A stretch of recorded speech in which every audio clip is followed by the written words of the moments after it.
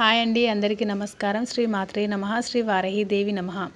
అందరికీ అమ్మవారి ఆశీర్వాదాలు ఉండాలని మనస్ఫూర్తిగా కోరుకుంటూ ఉన్నాను. వారాహీదేవి మంత్రం పఠిస్తే చాలు, కందదీపం ఇలా పెడితే సకల బాధలు దోషాలు తొలగిపోతాయి.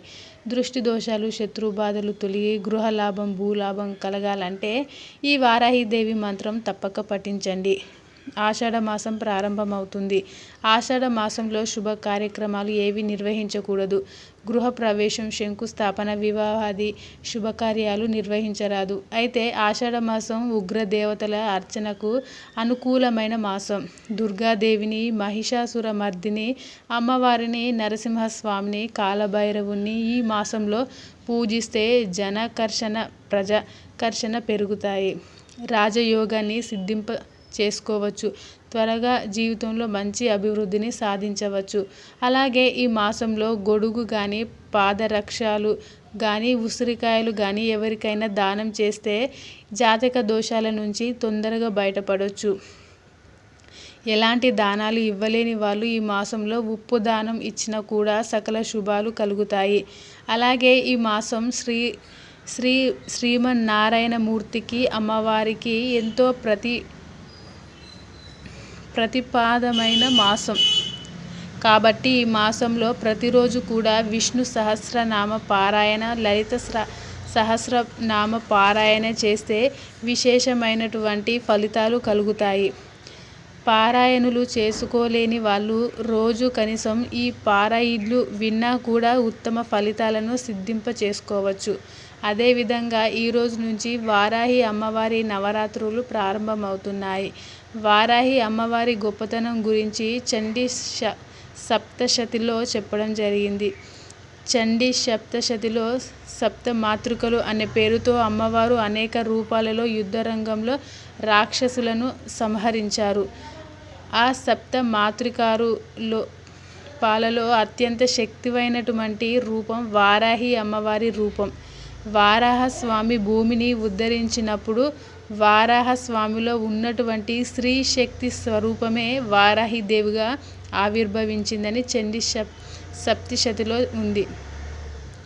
ఈ రోజు నుంచి వారాహి నవరాత్రి ఉత్సవాలు ప్రారంభమవుతున్న శుభతరుణంలో దేవి భాగవతంలో చండీ సప్తశతిలో చెప్పబడినటువంటి వారాహిదేవి ధ్యాన శ్లోకాన్ని ఇంట్లో దీపారాధన చేశాక 11 సార్లు చదువుకున్నట్లయితే వారాహిదేవి అనుగ్రహం వల్ల శత్రువులు నశించిపోతారు. శత్రువులను మిత్రులుగా మార్చుకోవచ్చు. అలాగే రాజకీయాల్లో కానీ, ఉద్యోగంలో కానీ అఖండమైన రాజయోగం కలుగుతుంది.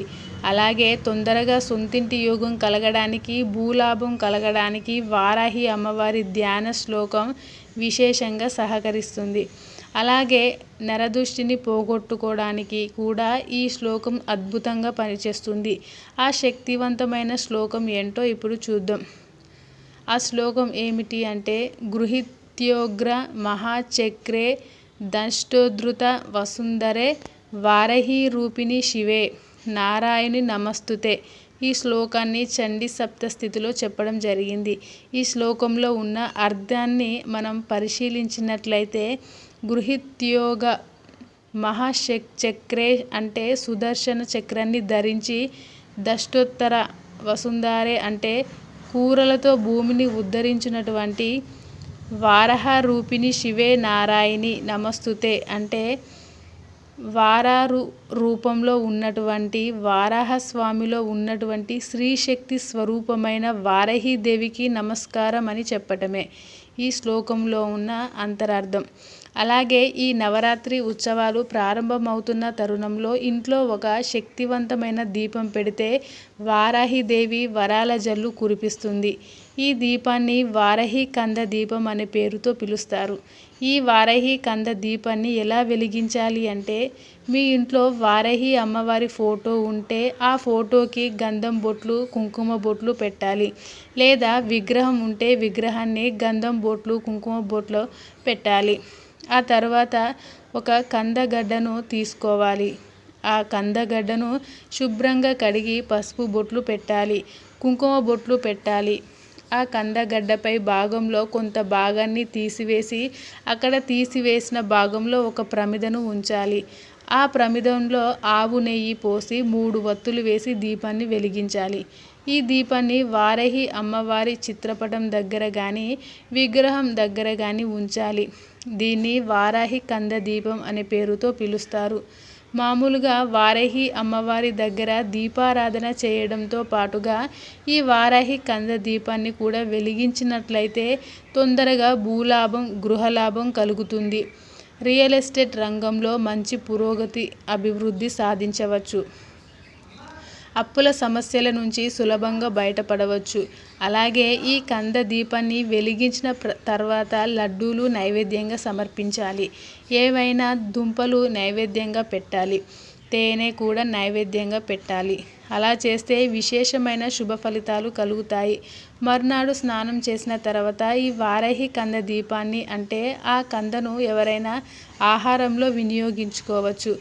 ఆహారంగా స్వీకరించని వాళ్ళు ఎవరైనా సరే దాన్ని గోమాతకు ఆహారంగా తినిపించవచ్చు.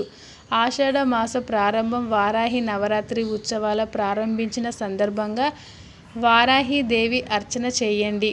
అలాగే వారాహి కంద దీపం పెట్టండి. అమ్మవారి అనుగ్రహం వల్ల భూలాభము, గృహలాభము కలుగుతాయి. Thanks for watching this video.